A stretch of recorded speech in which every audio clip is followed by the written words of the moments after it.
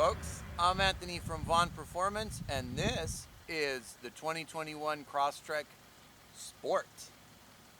All right, and I want to start with an apology because we are literally shooting this from the Vaughn Performance driveway just so that we can get it to you guys as soon as possible.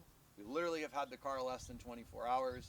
We just wanted to get something out there for you folks to see. I've not really seen any initial impression reviews yet of a 2021 Sport, so we did want to get it to you quickly. We wanted to get it to you now, so we had to improvise a little bit and set up right here in the driveway. But you do get to get a look at it, and you do get to hear some of my very and truly initial thoughts on the car. Moving to the first big ticket item for the Crosstrek Sport is actually under the hood. That is a 2.5 liter motor for the first time in the Crosstrek. So why is this so important to Crosstrek? Well, prior to the 2021 model year, Crosstrek owners' only option for a motor was a 2 liter. Now, I personally felt like that motor was sufficient for the majority of things a person would want to do with a Crosstrek, but a lot of owners complained that it just felt sluggish and underpowered and had a little bit of trouble getting on the freeway, especially while the vehicle is loaded, which is something that Crosstrek owners do, load their Crosstreks up with, say, camping stuff and, well, all sorts of things to haul the family and friends around. Now, the 2.5 liter motor, in my opinion, is in fact a massive improvement. Even though I didn't feel like the previous Crosstrek was insufficient or overly slow for what the vehicle was intended, this definitely is miles above the 2 liter in terms of merging power and ability to cruise on the freeway, climb hills, and yes, importantly to us, because this will be a Crosstrek overland build, hauling equipment. So I have to say, I really am impressed so far. Now, I know everybody gets caught up in the excitement of the new car excitement, but I do have to say, we've had a lot of Subarus now, and we've been in and around and driven and done lots of things with Subarus now. So I think it's safe for me to say that, yeah, wow, this one, straight away, like I said, less than 24 hours in it now. But yeah, wow, it's very well put together. Not that Subarus are not, they are, but the fit and finish, really, I guess, is what I mean to say. The interior components, the materials, just everything inside this car really is, it's a little bit surprising for me for a Subaru. The stitching, all the sort of little things that Subaru have done to try to make their interiors look, I don't know, a little more finished, a little more complete, and in a model that is a sport, yeah, there is enough in it to differentiate it from a normal Crosstrek. I'm not really one that's huge on needing tons of badges all over the interior or anything like that. It's got a couple of neat little things in it to let me know that I am in something sort of special, and it does that. The materials itself, like I said, are great. So yeah, just sitting in it feels like a nice place to be.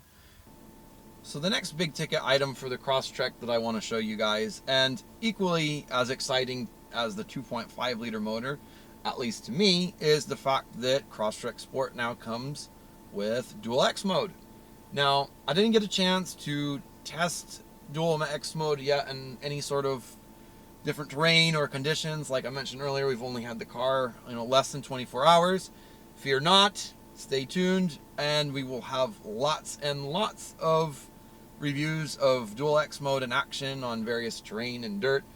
However, just for now, I did want to show you guys. You tap it once, there you have it, X mode, snow, dirt, and you see the hill descent control comes on. We get that nice little picture there. And then now for the dual part of the Dual X mode, you tap it one more. There it is, deep snow and mud. And finally, you just tap it one more time, off. Now the car is back in normal drive mode.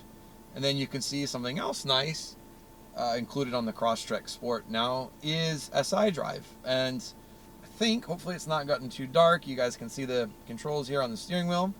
We've got S, we've got I, and if you guys are familiar with SI drive, that's just changing the throttle mapping. And I think, honestly, in this car, I can't confirm this, but I think maybe changing even something to do with the mapping with the CVT. It seems to really respond differently in this car when you switch between the two modes. When you switch between the S and I modes, it is just noticeably more responsive in S mode, and you can see that there with the little diagram of the throttle map.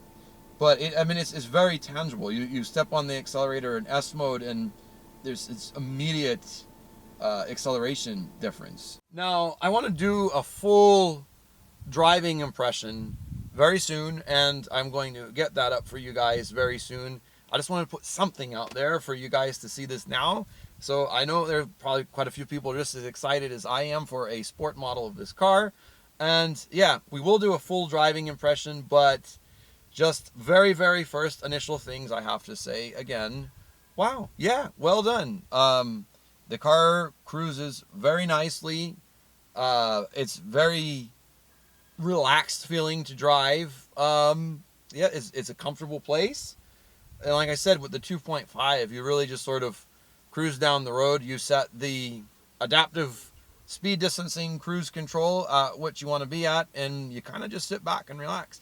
And there is the whole lane centering and everything with the Subaru EyeSight that I can talk more about that sometimes if you guys like. But yeah, just cruising down the road, and in 24 hours being we have a lot of driving that we have had to do. So I've got like just about 300 miles on it now. And that is, yes, in less than 24 hours. We drive a lot.